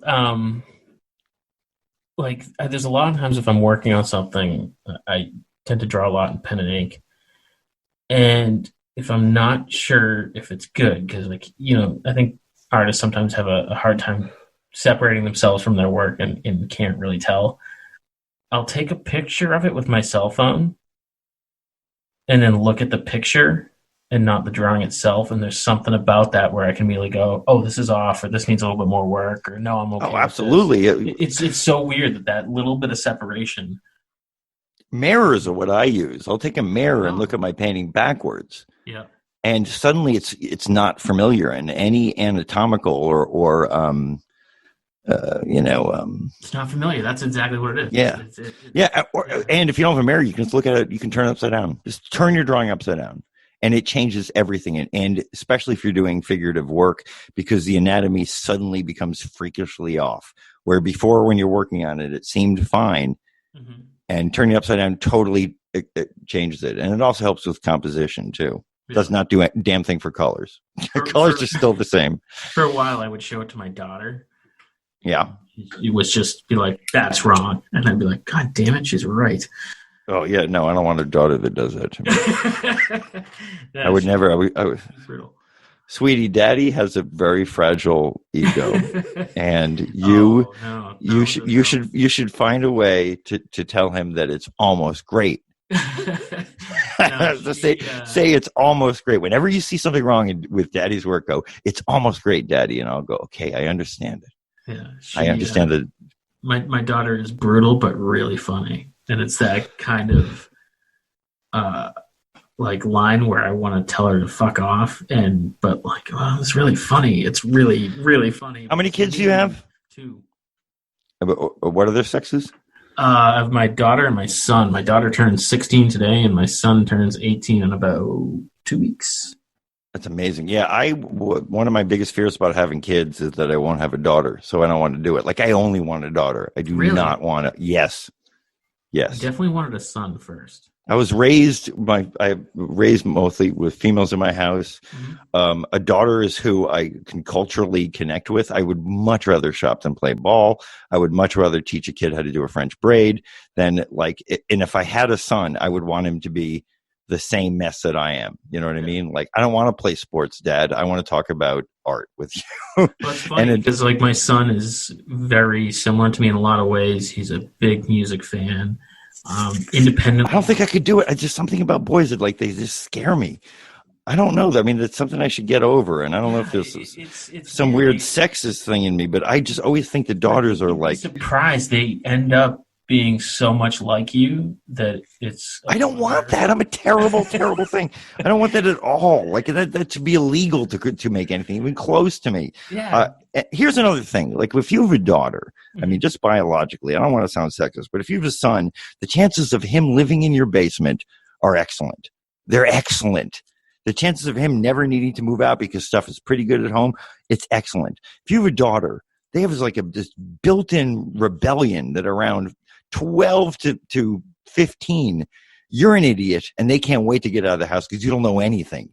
See, that's what I want. I want a kid that just goes. I can either agree or disagree with that because I'm split with my ex, so I get that. I have the best life because I get them weekends, so it's they're happy. Oh yeah, so you don't know what's going on. Of course, no, I miss out a lot of, and I know it. Yeah, and they can also work daddy for the things that mommy says no for. Yeah, we're pretty good about that. But I mean, yeah, I don't know. I know I get them on the best days. We're just let's go get pizza and go to the movies. Yeah, I just no. I don't like no. I just want a daughter. I don't want. I just feel more. She is amazing, and so she. This was back in December. She's telling me that she has this new boyfriend, which I'm not super cool about. It's just weird, and I hate to be the stereotypical dad, but it's just awkward. And it's not awkward. You know that she's a person. You know what's going on. Yeah, but it's just like it's fine. I've also learned I don't ask her questions I don't want the answers to. Right. But so she's telling me about this boyfriend, and we're like, the town I live in had this big winter festival, and I'm like, oh, is he coming? And she's like, I don't know. She's like, he was grounded from his train, so I don't know if he'll be able to come out. I'm like, his what? She's like, his trains. I'm like model trains? And she's like, yeah. And I'm like, does he have a little hat? And she's like, and an apron. And I'm like, oh my God, I'm so happy. So for like the rest of the day, I started calling him the conductor. That's awesome. Yeah. And he's the engineer. Yeah. Yeah. But the best part is she not proper dork. The conductor. That's a proper dork. Yeah. Yeah. So it's great. What is she 16? Does she have any inklings of what she wants to do with her? She's in a trade career wise. She's in a trade school now, and she's in visual communications is what they call it. In our world, they call it graphic design, but she's like, don't call me a graphic designer. They're paper boys. So it's some weird. Ooh, yeah, I have no idea what happened. School thing, yeah. I never. The nomenclature of art is something that I've just kind of I can't keep up with. I remember when something called imaging happened. I'm like, is that Photoshop? What is imaging? Yeah. What does imaging mean? I don't get it. So yeah, it's a weird thing, but yeah, she's doing a lot of design and she paints and draws and really in the past 3 or 4 years, she's really made huge leaps, and I'm really impressed. So, well, she can keep going. Let me tell you about when you do something. If you never are satisfied and never give up, you can keep improving for the span of your life. You know what I mean? There's nothing to worry about. If they're any good at 16, she could become anything, because sometimes people have latent passions that show up much later, and they can be excellent at them if they want to, you know. Oh, sure. I'm not going to tell you how to parent your child, by the way. Let's change the subject, because my womb is barren. I've never had a child. You don't want a little herd of little hammers running around? I don't. I really don't. I really don't. There's something about, I know people will get on my case about this, but when you make art and that's your living, it's a little bit like raising children. They're these like soft footballs of love that you toss out into the world, and people have to live their own life. You know what I mean? You can't run, and it's very similar. And of course, it's nothing like having a kid. There's nothing like that rearing and bonding and genetics. None of that happens. But I do find that when artists have kids, they're just crappy parents, because their art requires so much parenting that they can't give that parenting to a child. And that child deserves that parenting. Mm-hmm. It requires that parenting. And you're just a bad parent. I don't want to be a bad parent. If I had a kid, I know for a fact everything would go out the window, and that kid is the most important thing. It's my biological imperative to make that kid just as well adjusted and cared for and all that as possible. And that will destroy my art. And I have to decide, what am I here for? What am I on this planet for? And I have made the decision that I'm here to do these little things that I make, that I send out into the world, and people can go, yeah, I agree with you. I'm like you. No, I think that's really valid, because I mean, you know, there's a certain level of commitment and obligation to there's a monstrous level of and whatever you're making, that if you have kids, then you start to have to compromise. Yeah, and if you don't compromise, you're an asshole. You know what I mean? Yeah. If you think you can do it all, that something's going to suffer. And the last thing I want is my child suffering or my art suffering. Yeah. So I have vowed to become a hell of an uncle. Dude, that's great. I was an uncle first. You can just give them back. Yeah, you can give them back, and here you go. Yeah. You can impress them with a cool uncle. I'm cool Uncle Doc Hammer. Do they call you Doc? Everybody has to call me Doc. You cannot call me Doc unless you've had continual coitus, or you're my parents. That's who can call me Eric. Excuse me, not Doc. I'm like, you can call me Doc without ever getting to know me generally. Yeah. But I don't like people calling me Eric who aren't a part of my love life or my family. Even people that I've known for a long time switch over. It's just I don't respond to it. Me, Andrew, are family members. And I don't really like when other people do, because That's not. Yeah, it's hard for me. I won't answer to it. Even people that know me well, if they say Eric in like a crowded supermarket, they can't get my attention. If you say Doc, how many Docs are you around? It's very few. I turn my head immediately, and that's what I respond to. And that's as far as like self-identify. I mean, I really do identify as Doc. It's not a. People think it's like just a name that I use for. It's weird. Like a lot of times, I don't even feel comfortable using my last name because I'm just Andy. My last name kicks ass. Of course, I use my last name. Not Hammer. Yeah, it's awesome.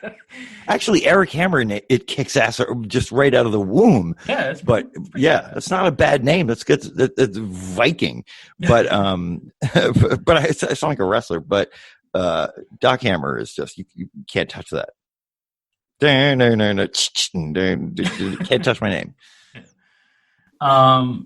Yeah, we've kind of run a lot longer than we normally do, but Doc, this was an absolute blast and pleasure.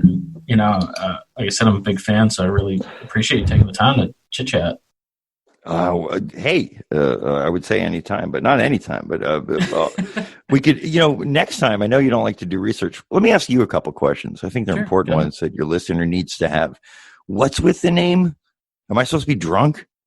Oh no, so. This is one of those, it made sense at the time, and now I'm kind of like, well, it's a thing already, but it doesn't necessarily do us justice. We started as a drink and draw social club. A what? A drink and draw social club. Where just I thought you said drink and drive social club. No.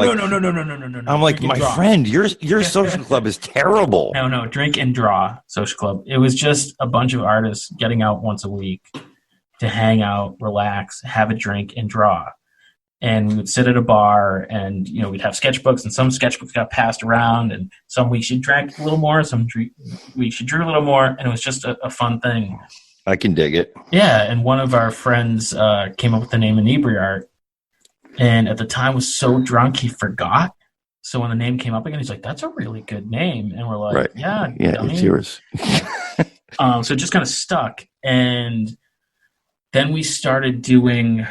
We host a figure drawing group where we bring in a model to a venue right here in downtown Plymouth that has like a concert venue in back. So it's got a stage and lighting. You live in Plymouth?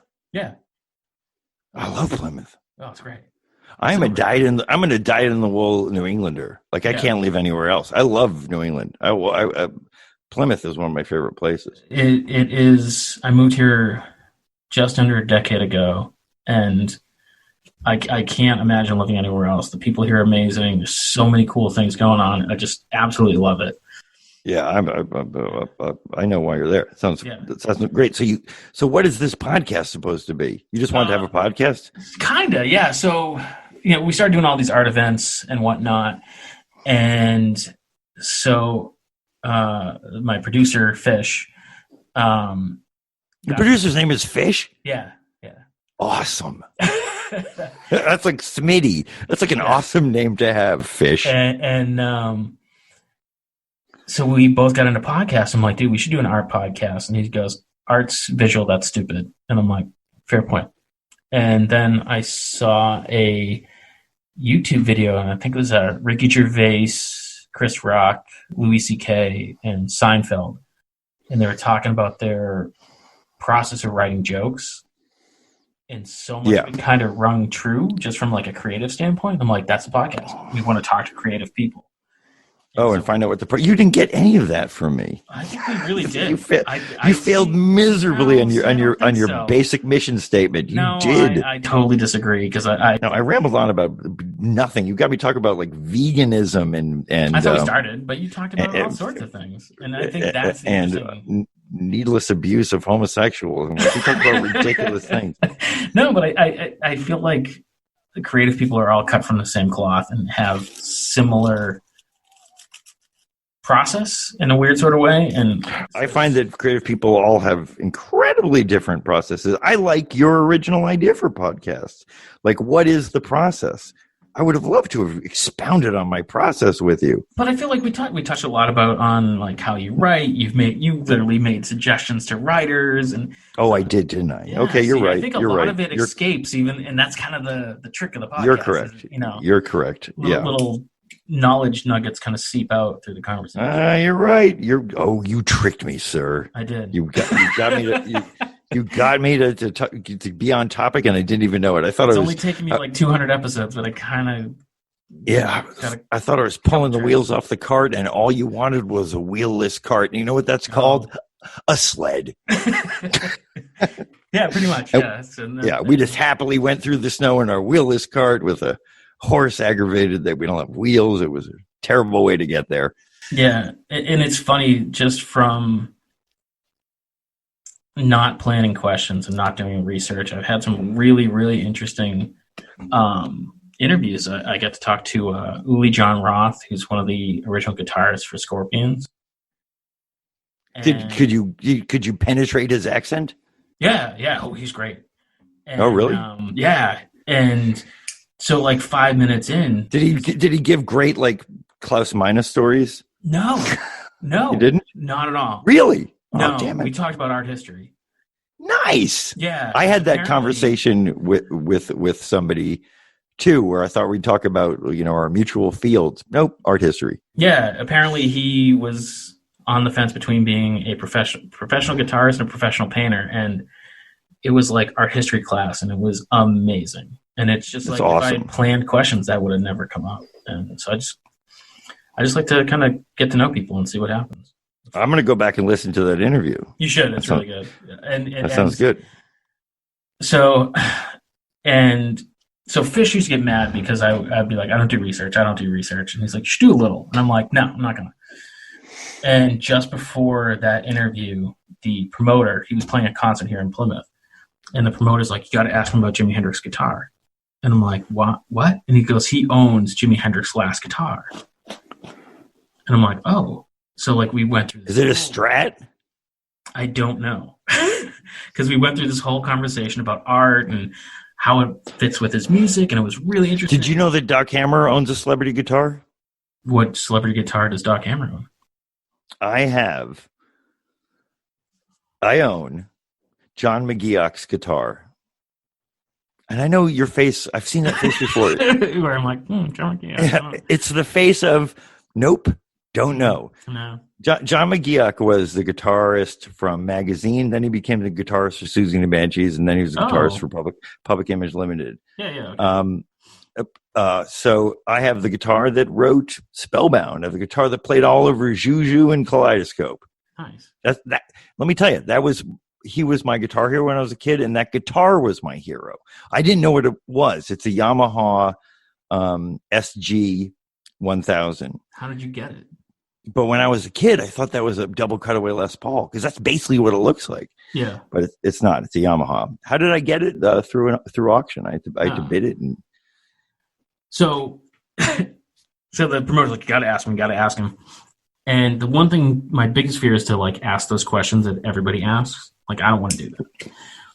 But I'm like, this has got to be a good story. So towards what now I know was the end of the interview, I'm like, oh, I heard you have Jimi Hendrix's last guitar, and you could feel the mood change.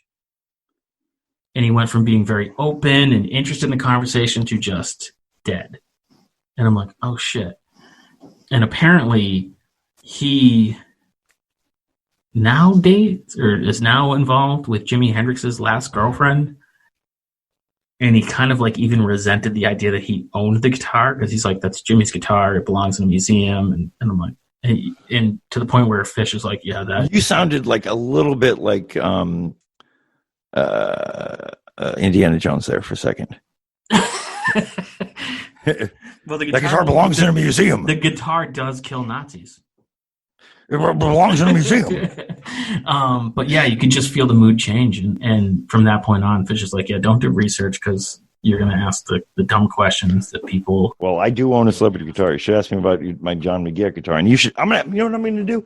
I'm going to give you post-interview homework. I want you to go. I want you to go find my paintings. You can actually you can scroll down my page that you found me on, because you found me on the internet. Yeah, just go down, scroll through that. You can see some of my works. They don't even look like paintings. You'll be confused, but you'll find out. And then I want you to listen to go find a Weep song and listen to it. Oh, I've listened to Weep. Yeah, you were in Weep. Yeah. Post, and I want you to watch all the Venture Brothers in a row. So, funny story is, like I said, I'm a big fan. I know I fell off at some point, so I'm like, it's got to be streaming somewhere. It's on Hulu. Is it on Hulu? Okay. It's on Hulu. Oh. Hulu. Because I found season 7 on Roku, Adult Swim, but I'm like, Hulu. Let's go to Hulu. All right, definitely got to do that. Yeah, and you can watch all of them, and if you don't pay the extra money, you have to watch the commercials. No, whatever. Yeah. Watch them on Hulu. It's an awesome experience. You can see all the. I went back to just listen to. I forgot what happened in an episode, and I didn't feel like pulling out DVDs or like digging through my computer for scripts. So I just put on Hulu and watched the episode so I can learn what happened. And then I left it on all day long. I was like, you know what? I'm just gonna watch my damn show. Love the art from your first DVD. Is it Steranko? Am I remember that? What is it? The first DVD I thought was just we just had the skull on the cover. Yeah, but there's like inside artwork. I don't remember it. I have no idea what's on our. What do you think? I need a DVD? I got these things on my computer. Season 1 I edited. Like I have I have a bunch of clunky drives in my garage of all the of all the shows on like these. You didn't buy terabyte drives. They're like 200 meg drives with the show on it. They're crap. Yeah. They're all on zip drives. I have the entire show on zip drives, jazz drives. So I will go and watch it on Hulu, and our listeners should go too. Yeah, you're going to be like, God, I should have watched it because I have all these questions to ask. I need to know if Kim's coming back. I got to ask about Brick Frog. What is Brick Frog? I need to know. It's the most important thing. Who's Scare Bear? I got to know. I can't sleep. Yeah, see, I'm a purist. I want to talk about Taxilliarite and the pirate one. That's old school. Is that purist? Our Dean's pants really haunted. He's haunted pants.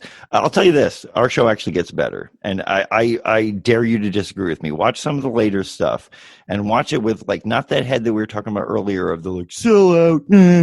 Oh, no. I don't want you to watch it as like just like a regular person expecting very little and getting what comes at them through their television or their computer. The show gets better. Yeah, I mean, like I said, it's not. I've only seen season 1, but it's I don't know. You've only seen season 1. No. I'm saying I haven't only seen season 1. Oh, thank Christ! I don't even know the show if you only see season 1. No. I just fell off. I think around season 5 or 6. Oh, that's just only 7 after that. So it's a good season. I'm not that far off. I just need to get. Yeah, it's a good season. So. 7 has charms and in Revelations. There's some spoilers you're not aware of. Oh, okay. Yeah, you'll learn things, and you'll learn. You know what you'll learn? A little bit about yourself. And you're going to learn that it was in you all the time. I think we've all learned that tonight. Yeah, that you're the one. That little piece of heart. That's what it is, and that's always in you. That sounds a little. God, who replaced Brock as the bodyguard? Sergeant Hatred. Yeah, Sergeant Hatred. No, he has that. No, Sergeant Hatred starts every line with yeah. Yeah, all right. Yeah. Yeah, when we write Sergeant Hatred, Jackson and I speak in that voice the entire time because we do the character voices even if they're not ours when we have conversations. We're like little kids playing. And then we can't stop doing them, and we drive everybody we know nuts. Yeah. Still talking like that. Yeah, like one day we were writing this thing just because we're idiots. about if Aquaman and Black Manta were childhood friends. Okay. Yeah, and I don't know what our Black Manta voice was. I think we're doing this for Black Manta. And we did it for about 6 hours. And we couldn't speak. Aquaman never had any lines. It was really Black Manta the entire time, just complaining about his BMX bike. Aquaman. Yeah, it was just constant like, Aquaman, let's get our bikes and go down to the bridge. It was just... And we did it for so long that the next day we couldn't even speak. Like, I was going to say, shredded. Like, are there any voices that you do that you're like, oh, we shouldn't have done that voice because that hurts a lot? No, I mean, you ever watch an old Simpsons episode and go, I don't recognize any of these voices. Like, they really change. They do change, yeah. And people kind of start adding to the voice. So Dr. Girlfriend has gone up, I don't know, maybe 5 whole tones. You know what I mean? Like straight up. She's still deep, but if you listen to the original, she's very, very deep. Yeah. And now she speaks it's much higher. It's a looser kind of version of Dr. Girlfriend. But before, it was very, very deep.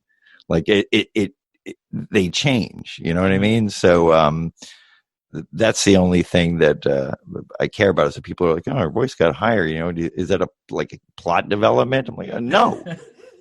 No, like I just straight up forgot how deep her voice was, right, and started using more of my own natural timbre, you know, and other voices that they get just better, you know. There's over the years, I think Hank's voice got better. I think Dean's voice got a little more cartoony. The original Dean was much more like a kid's voice. Yeah. Billy has stayed the same the entire time because Billy's not an impression. It's me with a lateral lisp. Yeah. It's just as Billy. No, actually, he speaks higher. So if this is my voice right now, natural Doc Hammer, this is Billy's voice. It's a little higher. And then I put a lateral lisp into it. So I just pull my mouth over to the side, which is super unattractive. And nobody's allowed to take pictures of me while I do Billy. While you do Billy. And it's a little wet, too. It's a little spitty. So I just slide this over, and then suddenly it's Billy. But he does have that little uptick. Yeah, no, he's very exciting. Everything's very exciting, except when he gets really. I think hyper focused of his is like, this is so stupid. You have the picture of the shrink ray on the side of the shrink. Your picture of the shrink ray gun on the shrink ray gun. Yeah. That's a gripe about, like, I had this cool Star Wars blaster that said Star Wars on it. I'm like, I don't think Han Solo's had that. Yeah. So to make a shrink ray gun, the picture of the shrink ray gun as the logo. Picture of a big guy and then some like rays and a little guy next to him. Shrinking rays and smaller. That would be a cool logo. But the picture of shrink ray gun on the shrink ray gun. Yeah, that was Tag Sale. You really do love Tag Sale. It's great. It's the one that won me over. You know. Yeah, but meant to do that. It was my first time. You know. It was my venture virginity. So that was the first episode they showed you? I don't know if it was the first one they showed me, but it was the first. Because I do suggest if you have to start with season 1, start with that episode. Yeah. Because don't start with Careers in Science. Pile of shit. Terrible episode. No, I just think it's the one that, like, really, I'm like, oh, I get what they're doing. And you're right. It was world building. And I think that's what's really interesting about what you guys do is there's so many, like, characters that pop up for like a scene and then become like major players. Oh yeah, no, there's creating characters that we flesh out later. What I'm proud of is just the guild that we created, this mechanism that lets this kind of stuff happen in a real world situation. Mm-hmm. I think that's our really it has a very interesting invention. That very union kind of it's red tape jokes, and a lot of, that's what the show is. The show is about failed adventure. It's really about failed people doing failed adventure. And when you take away all the things they do, the show is about who they are. You know what I mean? Mm-hmm. And I think a lot of cartoons are about what do they do. Our cartoon is what they do is the wackiest shit in the world. But who they are is what we focus on. You know, it's a very character-driven show. Yeah. If I may pontificate on my own creation. But here's what the Venture Brothers is. Blah, blah, blah, blah. And, you know, it's You know, you have the Well said, sir. yeah, thanks. You know, it's getting late. You have the You should get into the Four. podcast business. You have the Fantastic Four knockoff that suddenly becomes like all villains and Right. They become the Revenge Society. yes, yeah, thank you. And Phantom Limbs in it, and God, I should have watched them because now I'm like blanking on it. Oh, what are you talking about? Your research that you refuse to do? Are you talking about your refusal of research? Damn it! Don't side with That it. it's come back like a snake eating its own tail? Is that what you're speaking of? I know. All right. Well, I think we've done a bang up job here. Yeah, I did some voices. People love that kind of crap. Yeah. You know, I used to get super pissed off when people, you know, I could say anything. It's funny stuff. They're like, I don't care. Do a voice. And everyone's like, I feel gratified. Right. That used to bother me. And then one time I'm at a panel of a bunch of voice actors, and all I could think was, "Shut up and do the voice." Like it was in my head. Like just it's literally one of those things where I'm like, I kind of want him to do a voice, but I'm not going to ask. Yeah, but it's like it's a shut up and do the voice, and Jackson hates doing it, and I realize that it's like it's a weird treat to hear that voice say something other than something on the show. It's a weird treat, and anytime I see voice actors, I really think like just do the voice I love so much. Yeah. Do the character I love so much. Yeah. But I do so many, I don't even remember like what I've done. I can't remember the amount. Jackson has probably done twice as much as me. And we have no idea how many they've done. I forget that I'm Dermot. I forget that I'm Shore Leave. I forget that I'm one of the Moppets. Yeah. I mean, yeah, I forget all those. That's the one I was trying to think of. Count Underbite. Underbite is done by I forget his name, but he was in like a very famous horror movie, and he does it really quietly. That voice, really close to the mic, and if you're in the room, you're like, "That's not going to sound menacing," and it does, because it's really weak. With Warburton, his voice is like it's like a trumpet. Yeah. He could record from across the room, and the best stuff from Warburton are these like, yeah. You know, I mean, these weird, like little guttural noises. Yeah, these little sounds of agreement. Hey, Doc. That's where it never ends. That kind of stuff is what I love about Warburton. But when he really throws power into his voice, it's huge. It's monstrous. Yeah. And it's not really an impression. Like if you talk to him, that's what he sounds like. And the same thing with James Urbaniak, who plays Dr. Venture. Mm-hmm. He thinks he's doing a voice. It's just his speaking voice. It's just his speaking voice. Warburton doesn't think he's doing a voice, right? No, Warburton turns it on. Yeah. He turns it on. It sounds like, I'll say, hey, Doc, what's up? But when he does a voice, he becomes a little bit more menacing. But anytime he talks to me on the phone, I'm like, hey, Brock Sampson's on the phone. It's like it really impressed. It's like really cool because my voice doesn't sound like anybody. There's like a tiny bit of Billy in it, a lot of 21 when I get excited. Yeah. If I do that, I get up to that higher octave. You know, that was breaking. It just becomes 21. Yeah. But and Jackson, you can't really hear it in his speaking voice because he actually can do voices. I just I take my voice and lisp it, do it lower. Or pitch it up. Do it higher. You know, like it's the same voice. I have zero talent, zero. Just do the same voice. And Shore Leave is just my voice, a little bit more excited. Yeah, that's all it is. It's boom, yummy. It's my regular speaking voice, tiny bit more excited. Terrible at voices.